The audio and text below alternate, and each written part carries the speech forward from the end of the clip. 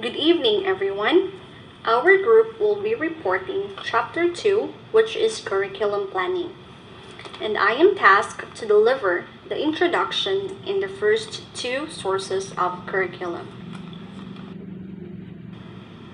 Curriculum Planning. Curriculum planning is the process whereby the advanced arrangement of learning opportunities for a particular population of learners is created.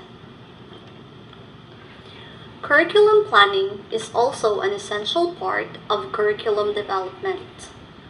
It sets the tone for curriculum development activities. In curriculum planning, we are taught to examine needs and demands of the society, understand the nature of the discipline and structure of knowledge, and analyze the nature and needs of the learners. According to Ralph Tyler model, the four basic principles, also known as Tyler's rationale, the curriculum development model emphasizes the planning phase. First, purposes of the school. Second, educational experiences related to the purposes.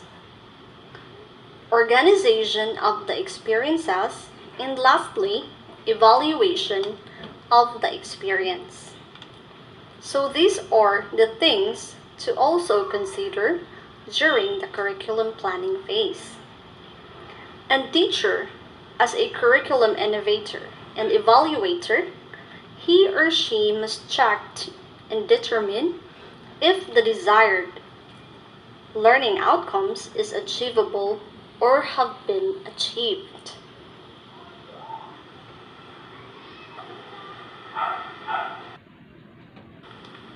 Curriculum sources and influences.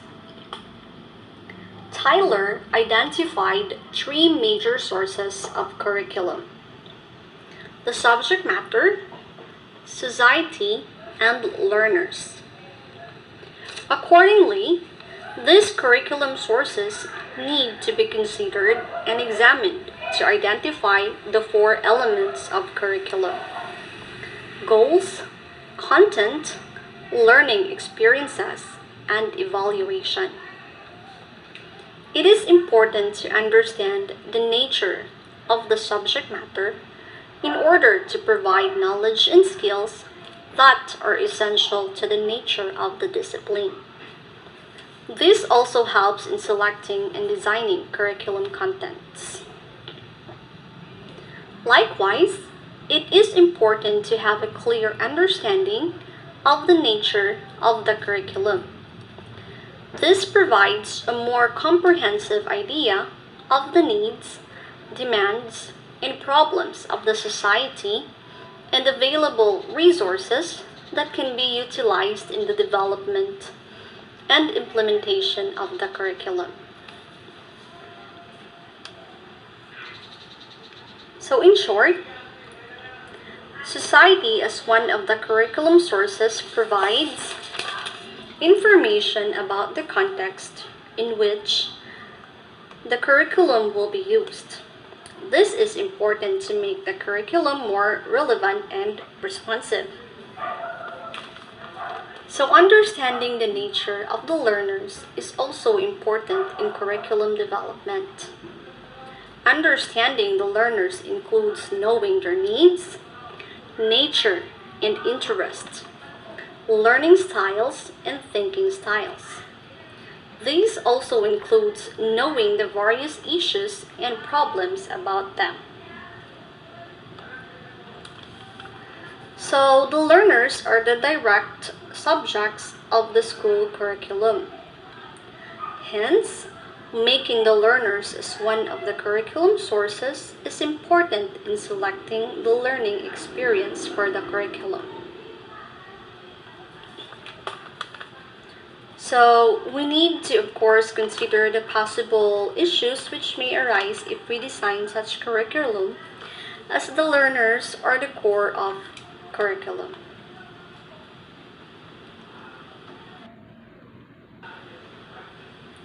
Society, a source of curriculum. Society is an important source of curriculum. Teachers need to understand the cultural, socioeconomic, and political conditions of the people. Understanding the context is important in developing a relevant and responsive curriculum. It is useful in selecting curriculum goals and objectives, content, and learning experiences.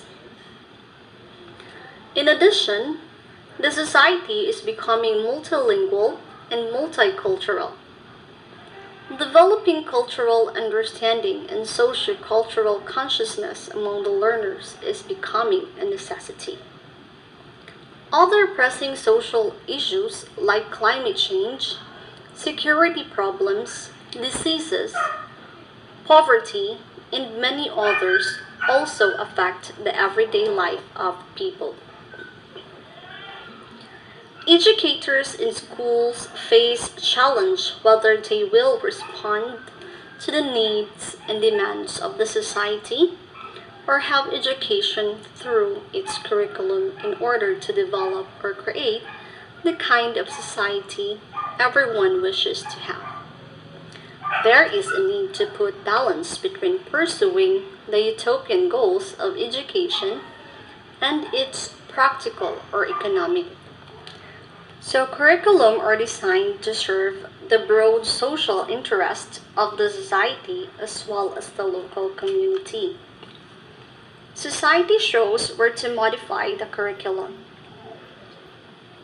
In this case, we must apply the contextualization process since societal development and knowledge revolution come so fast that the need to address the changing condition requires new curriculum design. Example number 1. So science before, we learned that there are 9 planets in the solar system. However, lately, we learned that only 8 planets are being considered and Pluto was excluded due to its size or other sorts of reason. Example 2, there's a shift in the learning content of our students. Like before, wala kadyo taning hatag o great emphasis concerning health measures, but with the current pandemic, we started to educate them about the health protocols and etc.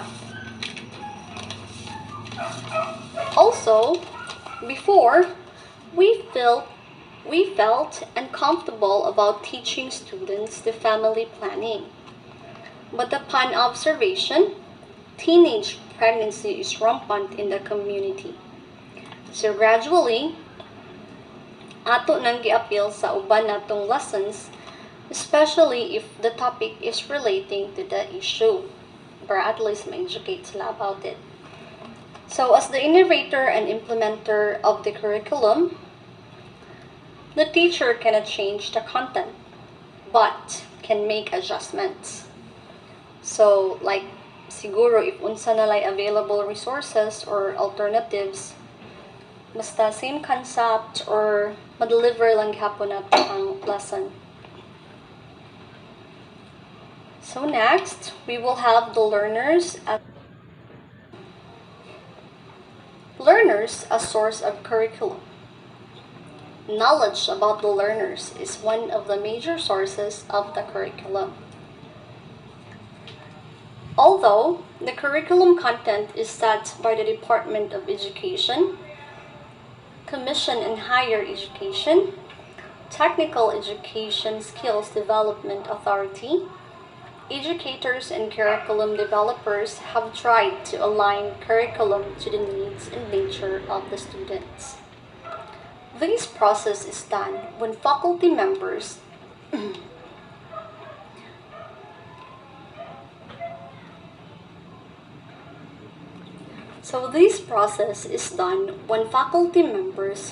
plan their individual syllabi, unit plans, and lesson plans as interpretation of the intended curriculum. As students come from different provinces, they have different cultures. languages, learning styles, needs and types of motivation, and the students are also different in terms of socioeconomic status and educational backgrounds, like students came from public or private schools.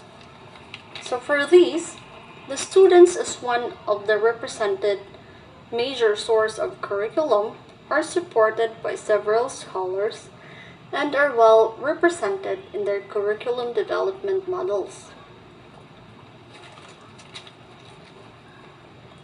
So, with the fact that students have different intelligences, like sa katong discussion nato about sa kang Howard Gardner's theory of multiple intelligences as a teacher, we have to see to it that we can create or we can cater to their varied needs and intelligences. Kung atong hunahunahon ang gihatagan og emphasis sa school kay more on academics, murag wala kaadyo taning hatag og emphasis sa other intelligences. So, we need to consider all of these in making the curriculum. As Philip Phoenix quoted, curriculum should consist entirely of knowledge, which comes from various disciplines.